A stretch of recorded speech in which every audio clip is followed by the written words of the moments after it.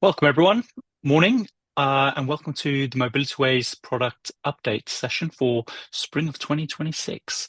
I'm Kyle Reese. I'm the product owner here at Mobilityways, and I will be trying my very best to host today's session. The aim of today's session is to kind of give you guys a bit of a clear look at what we've been working on across the Mobilityways platform, what's already live, and what will be coming up very soon. In today's session, we'll be pretty much covering updates across community updates, lift share, finding matches, triple authentication, of course, travel surveys, and our wider roadmap for the year ahead. So running through the main presentation today, we have Ric Pestano. He is our senior product manager, and he'll be taking us through all the updates. He'll be explaining what's changing, and more importantly, what those changes mean for you and your teams. We do have a Q&A functionality in this webinar as well, so I'll be keeping an eye on the Q&A throughout. So please do add any questions as we go. We do have a couple fantastic assistant moderators to kind of answer any immediate questions that you have, but we'll save all the juicy ones for the very end, and we'll go through those. So please add your questions as we go, and we'll pick those up at the end. But I'm now going to hand over to our host extraordinaire, Ric Pestano. Great, thank you, Kyle, and welcome everybody. Thank you for joining us today. So as Kyle said, I am Ric Pestano, Senior Product Manager here at Mobilityways. This session is designed to give you a clearer view of what we've delivered recently and what's coming next. So whether you're already using our platform or exploring how we can support your organization, we want you to leave today with a strong understanding of the direction we're heading and the value these updates bring. So here's what we'll cover today. We'll start with the product roadmap, so you can see a full picture of where we're investing our time. And then we'll walk through 4 key areas of community updates and triple authentication enhancements, which are now live, and find matches improvements in lift share and our travel survey rebuild, both of which are coming soon. For each, I'll show you what has changed, why it matters, and what it means for your organization and your employees. So before we dive into specific features, I just want to share a broader product direction. So we believe in being transparent about where we're heading, and this roadmap is shaped directly by the feedback we hear from you. You will see 2 themes running through everything: features for employers that give you better data and control, and features for employees to make their daily experience smoother. So these are the main areas and items on our roadmap for this year. So some of the highlights are emissions calculations version 3 for more accurate emissions reporting, travel surveys being rebuilt from the ground up in different phases, new enhancements for the desktop experience, and a modernized dashboard, as well as ongoing work to enhance the app experience. So I'll go deeper into several of these in the slides that follow. So let's start with the community updates. This is a brand new capability that is now live, replacing the old community alerts tool. This gives you a modern, structured way to communicate with your community directly through the Mobilityways platform. So this is the admin dashboard where you can manage all your community updates. Everything is in one place, so you can see the status of each post, when it was published, preview images, and take certain actions from here. It is designed to be intuitive so your team can manage communications without any training. So the first step is creating an update is the content, obviously. So you get a proper rich text editor with a title, excerpt, featured image, and a live mobile preview, so you can see exactly how it will appear for employees before you publish. This is a significant step up from the plain text limitations of the old community alert tool. Next is audience targeting. You can send updates to your entire community or filter by specific attributes, such as journey status, team membership, and more. These are the same cohort filters you may recognize from the legacy Improve conversion tool, so targeting logic should already be familiar to you. Scheduling gives you full control of when and how your updates reach people. You set the go live date, time, and time zone. You can choose whether posts stay up indefinitely, expires after a certain number of days, or unpublishes on a specific date. And you can decide how users are notified. The post can just appear in the app, or you can notify by just push notification or by push notification and email. And there is a clear summary for confirmation before anything goes live. So this is what it looks like for the post for the employees in the app. So on the home screen, the update surface is a rich text card with featured image, title, and excerpt preview. Tapping through opens the full detail view with complete formatted content and a mark as read action. This is a polished, engaging experience that encourages people to read your communications. And when you enable email notifications, your employees receive an email with the same rich content, featured image, headings, formatted text with bold, italic, links, and bullet points. The experience is consistent whether someone reads it in the app or in their inbox. Now let us move on to trip authentication. This is a core part of the lift share journey verification, and we have made significant improvements to make it more reliable, user-friendly, particularly in challenging connectivity conditions. These updates are now live, though you will need to speak to your account manager to get them switched on for your community. So, why did we update trip authentication? We were hearing from users that they were having problems authenticating trips when they had a poor or no internet signal. The experience is not clear enough when scanning or waiting for a GPS signal, and members who are not ready in a team had no easy path to create one. Version 2 addresses all these pain points with a more resilient, transparent, and user-friendly experience. On the driver side, the new interface has a dynamic colored border around the QR code that animates to show the GPS signal status, giving drivers instant visual feedback.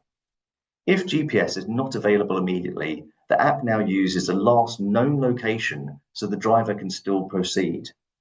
And when there is a signal, the QR code automatically refreshes with updated GPS data every few seconds. The result is a smoother, more reliable experience for drivers. And for passengers in offline situations, we now show a clear message explaining the journey will be confirmed when they're back online. So they can still scan the driver's QR code and authenticate as normal. This removes the frustration of being stuck without feedback when connectivity drops. And when passengers are online, they see a cleaner, more intuitive interface showing them how to scan the code. Detection of the driver's QR code is faster and also more reliable than it previously was. So we've also improved how the app handles geofence restrictions. If a passenger tries to authenticate inside a restricted area, such as within a workplace geofence, they now have a clear explanation of why and can then later retry outside of the geofence. After authentication, the app now provides much clearer status updates. While syncing, users see a confirming message, and once complete, they get a clear verification confirmation. No more ambiguity about whether a trip was successfully recorded or not. So one more improvement. If two members travel together but are not already in a team, they can now create one instantly from the post-authentication screen. They simply choose a journey to base the new team on and tap Create Team. This removes a real barrier to team formation. So that's all the updates for trip authentication. Remember, you will need to speak to your account manager to get this turned on for your community. Now let's look at Find Matches, which is where we are making the in-app lift share matching experience significantly better. These improvements are designed to help your employees find compatible travel partners faster and with less guesswork. Most of these features are coming soon. So the first change is to add in a more prominent Refine Results button that sits on the Find Matches list, making it more obvious on how to apply filters. The previous filter icon at the top right was being missed by people. Now it's really easy for the user to see it. Next, we are replacing the existing time controls with a histogram time slider. So this shows the distribution of journeys by departure time across a 24-hour timeline with dual handle range sliders overlaid on top. So users can visually see where matches cluster and pull in the handles to focus the window just on those areas. This gives the users confidence that there are people traveling at similar times and making filtering feel more intuitive rather than restrictive. And along those lines, we'll also be adding a quick apply time filter that adds via a single checkbox. This filter matches based on the journey time, so on your journey time, plus a bit of flexibility. So for example, if someone leaves at 8 a.m. with 30 minutes of flexibility, the filter will automatically set it to 7:30 to 8:30. They can still adjust this manually from there, but this removes the friction from most common filtering actions and gets users to relevant matches faster. And next, we'll be adding a journey corridor. So this shows a semi-transparent corridor on the map around the user's route. This makes it immediately clearer where the system is searching for matches and why certain results appear. Clients often ask us how matching works. This visual makes the answer self-evident and builds trust because users can see the logic behind the results that are appearing for them. And sort ordering. Sort ordering lets users reorder their matches by criteria that matter to them. So it might be the best match, which is the default criteria, or they can set it to leaving time, return time, recently added, or even first name if they're looking for a particular person. Different users care about different things. Someone doing shift works needs to know leaving time front and center. This flexibility makes matches feel more personal and relevant. So two more features to round out the Find Matches updates. So widen search suggestions appears when a search results. Sorry, let me start that again. So widened search results appear when search returns few or no results, offering a helpful prompt to widen the search corridor radius or adjust filters rather than leaving the user at a dead end. And the community map view brings a dedicated map showing all active journeys in a community. Users can browse, tap a pin to see a journey details, and message or view the match directly from there. So this is already available on the web and is coming to the app soon. Now let's talk about travel surveys, which is our most ambitious project this year. So we are rebuilding the survey platform from the ground up to deliver a modern, compliant, and reliable survey experience. So we started by listening. We spoke to clients, our internal comitology consultants, and account managers. We mapped every pain point and opportunity across the full survey journey, from creation through completion to reporting. That process shaped everything you'll see in the new platform. So from that research, we identified 12 requirement categories spanning the full survey lifecycle. These range from survey structure and logic to distribution, question types, reporting, internationalization, and integrations. And running through all of it is a need for a finer grained GHG protocol compliance. So this is an important point. Many organizations now require commute emission reports that meet the GHG protocol, SBTI, and iOS 14064 standards to a finer level of detail than our current platform supports. This compliance requirement is a primary driver behind the rebuild. So let me show you specifically what's changing with the emissions question. Today, we ask for a single main mode of transport. Take Jasleen as an example. She commutes 5 days a week, cycles 3, and drives 2. Under the current question, she reports cycling as her main mode, and the 2 days of driving emissions are not captured. This is compliant, but not to a finer grain. The new question, she asks for her main mode per unique journey. So Jasleen now reports each journey separately, cycling 3 days and driving 2 days, with distance for each. All emissions are captured across each journey pattern. This is the level of granularity that GHG protocol and SBTI reporting requires. So this is the new emissions question in action. It walks respondents through the journey patterns. It works respondents through their journey patterns step by step in a clear, intuitive way. So they can say how many days a week they work. They can then say how many days a week they work in the workplace or at home. And then for the journeys that they take, the days that they work in their workplace, they can then say how many different types of journeys they do, if it's cycling and driving on different days. They can then enter exactly what those journey patterns are like. And then before they finish, they are just given a roundup there so they can check their answers before submitting and confirming. So alongside the data improvements, we have invested heavily in the respondent experience as well. The new survey interface is modern, mobile first, and WCAG accessible. We want your employees to have a smooth, professional experience when completing surveys. So phase 1 is nearly ready and delivers the foundation.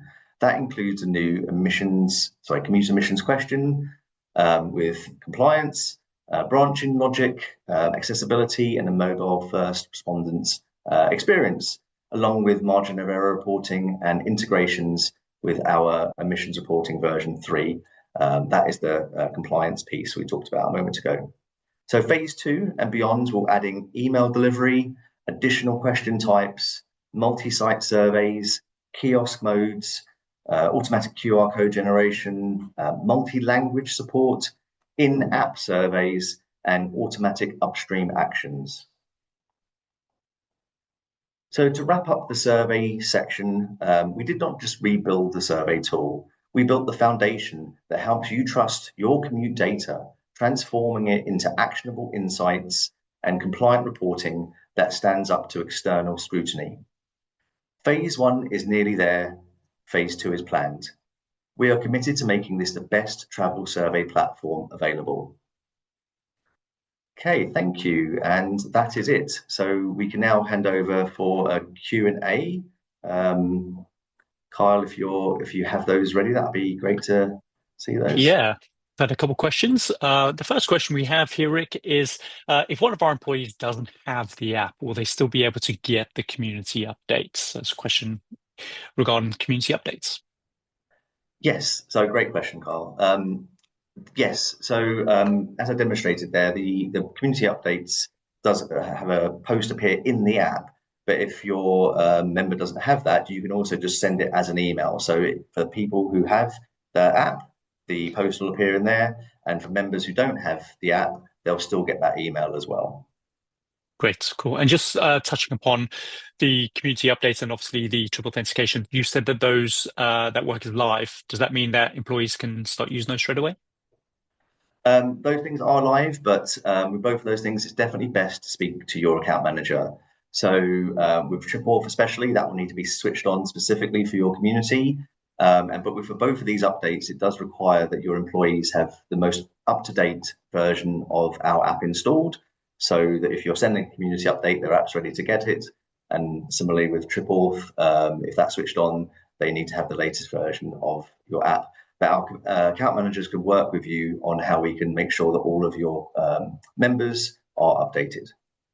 Great. Thanks, Rick.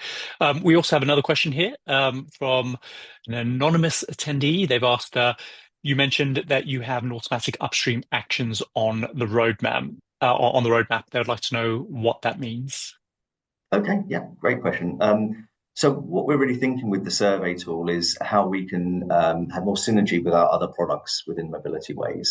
So it may be that you, in your travel survey, you've asked whether an employee wants to have a lift sharing account so they can start lift sharing with people. Well, we can build that in. So if they said yes to that question, at the end of the survey, we can then create an account for them automatically and get them on that journey to add a journey and find matches. Similarly, for our clients who use Commute Boost, if someone's interested in that, we can then set up an account for them for that. But it's also looking at some other products. Clients of ours who use PTPs, for example, we could have those automatically sent out. And also we could use this data more richly within Commute IQ. So it's just bringing synergy within our product suite. Great. Cool.